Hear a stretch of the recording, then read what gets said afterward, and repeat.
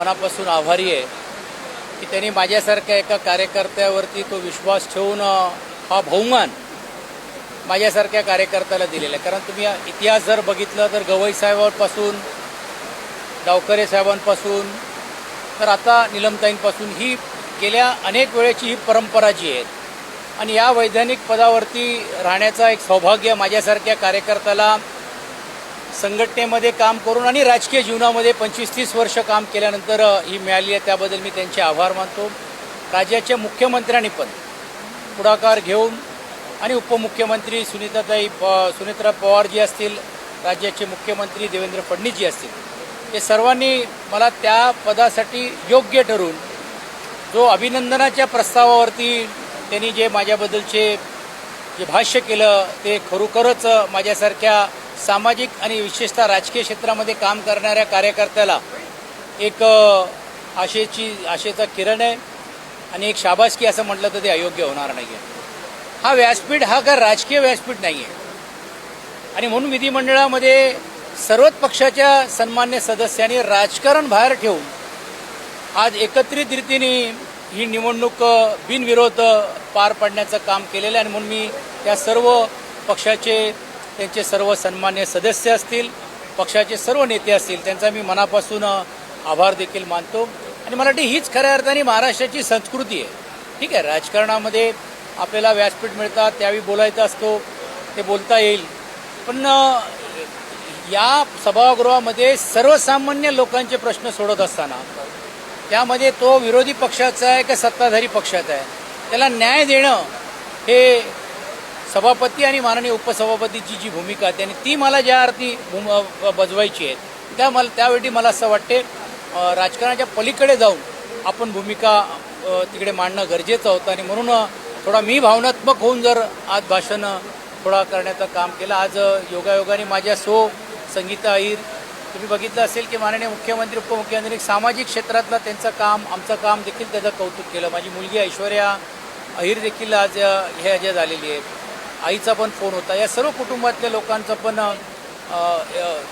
एका अर्थाने आज मी माझ्या जीवनामध्ये पाहिलेलं स्वप्न की शेवटी राजकारणामध्ये आपण आज कुठपर्यंत जाऊ शकतो, काय जाऊ शकतो, काय करू शकतो, तर मला असं वाटतं एक मोठ्या प्रमाणावरती बहुमान आहे असं मी समजतो. तुमचा उल्लेख करताना प्रत्येकाने मुंबईकर सच्चा मुंबईकर असा केला.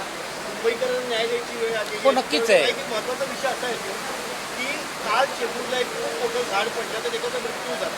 उद्यान विभागानं 2 महिन्यापूर्वी चेतावणी दिली होती की अशा पद्धतीची घटना घडू शकते, लक्ष दिलं गेलं, एक जबाबदार पदावरती नाही. कसं आहे की आता जबाबदार पदावरती जरी मी असलो तरी देखील विधिमंडळाच्या कामकाजाची जबाबदारी माझ्यावरती, पण आपली सूचना दिली आहेत मी संबंधित विभागाच्या अधिकाऱ्यांना किंवा माननीय मंत्री महोदयांना पण देखील त्या बाबतीतल्या विनंती करेन. पण सभागृहामध्ये जर हा विषय सन्मान्य सदस्याकडनं आला तर नक्कीच त्याला न्याय देण्याचं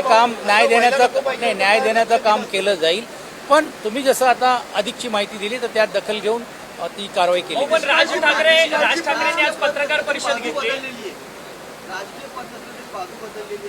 नाही, मी तर तुम्ही बघितलं असेल आज काय जरी सांगितलं असेल की जरी केली आहे त्यांनी मी माझ्या व्याख्यामध्ये आणि कविता पण जी मी केली, शेवटी किती जरी झालं तरी देखील आपल्या ज्या शरीरामध्ये आणि मेंदूमध्ये जे चालले जे वैचारिक आणि जे सर्वसामान्य लोकांचे प्रश्न सोडून आणि मी म्हटल्याप्रमाणे का राजकारणाच्या पलीकडे जाऊन आपल्याला जे करायचं तर मला असं वाटतं माझ्यासारख्या कार्यकर्त्यांनी एक सुवर्ण संधी आहे आणि त्या सुवर्ण संधी मध्यमवर्गीय सर्वसामान्य शेतकरी, कष्टकरी, कामगार या लोकांना न्याय देण्यासाठी कसं उपयोग करता येईल मी ते प्रयत्न करेन. सर, राज ठाकरेंची आज पत्रकार परिषद झाली. त्यांनी पत्रकार परिषदेमध्ये मुद्दा उपस्थित केला की जे लोकप्रतिनिधी जे आहेत ते या पक्षातून त्या पक्षाकडे जातात, ते देह विक्री करतात.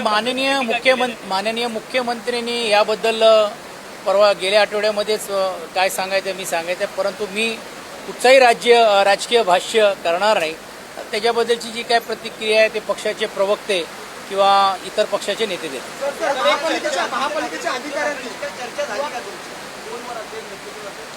नाही, मेसेज केला होता तुम्हाला त्यांनी काल बोलून पण दाखवलं. हो, रिप्लाय पण आला.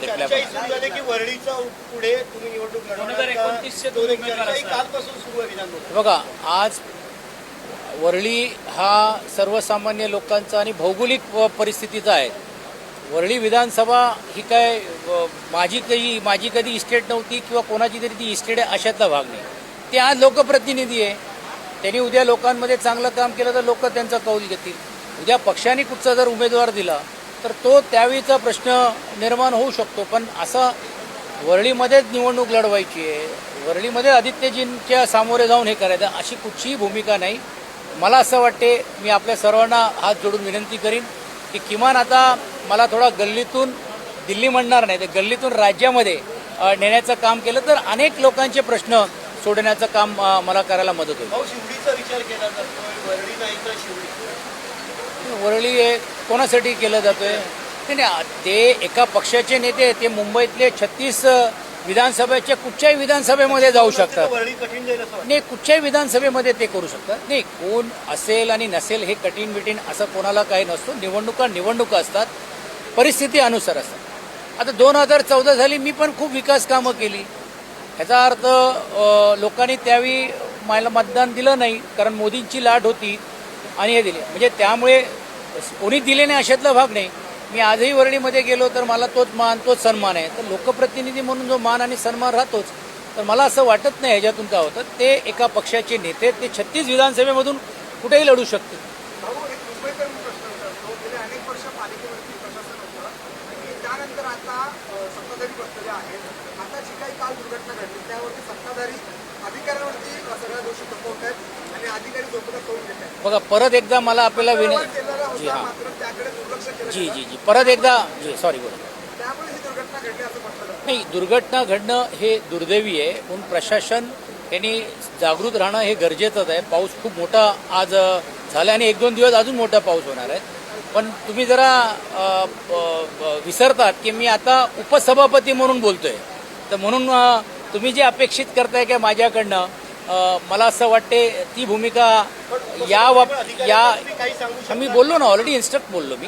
पण ते करत नाही. एक संविधानातला घटनात्मक पद आहे आणि माझी भूमिका या व्यासपीठावरून सभागृहाचं जे कामकाज आहे, सभागृहामध्ये ज्या भूमिका मांडल्या गेलेल्या आहेत ते देण्यात. आणि तुम्ही बघितलं असेल की मी ज्यावेळी कामकाजाला सुरुवात केली अनेक लक्षवेधीला न्याय दिलं.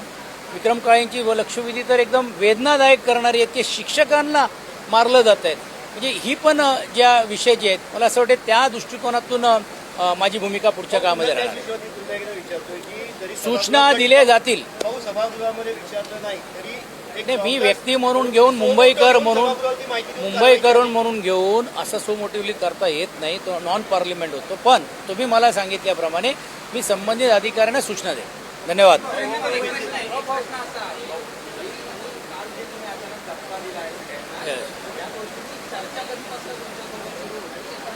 कालच चर्चा झाली आणि ती काल चर्चा संपली आहे. मी आता विधान परिषदेचा उपसभापती म्हणून मी आज सर्व एकमताने निवडून आलेलं आहे. या गोष्टीचा मला आनंद आहे. धन्यवाद.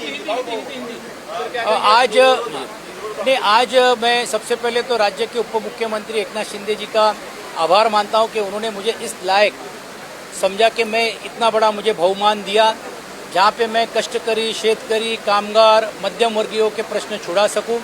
और साथ ही साथ में आपने देखा होगा कि राज्य के मुख्यमंत्री आदरणीय देवेंद्र फडणवीस जी है, उप मुख्यमंत्री सुनीत्राताई पवार है. इन्होंने भी मेरे बारे में जो शब्द कहे, मेरे जो आभार का प्रस्ताव दिया, तो मुझे लगता है एक तरह से सामाजिक और राजकीय क्षेत्र में काम करने की एक शाबाशी मुझे आज उन्होंने देने का काम किया है. अभी ये जब देने की भूमिका हुई है तो दूसरे पक्ष के लोग ने भी, विपक्ष के लोगों ने भी आज अपना प्रस्ताव पीछे लेने का काम किया. मैं उनका भी दिली दौर से अभिनंदन करता हूं. और उन्होंने भी मेरे बारे में जो भी 2 शब्द कहे, तो कहने का मतलब यही है कि यही महाराष्ट्र की भूमि है और महाराष्ट्र की ये भूमिका होनी चाहिए कि राजकारण के बावजूद भी जोश सभागृह में आने के बाद हमारी भूमिका भले अलग अलग हो, लेकिन हम व्यासपीठ पे एक साथ लोगों के प्रश्न छुड़ाने के लिए है. और उस तरह से एक मत से ये प्रस्ताव पारित हुआ. इसलिए मैं सबका आभार मानता हूँ. आप जो यहाँ पर आए, क्या यही कारण था? नहीं, आपको तो परसों बताया था मैंने, मिले थे करके. धन्यवाद. चला. अभिनंदन.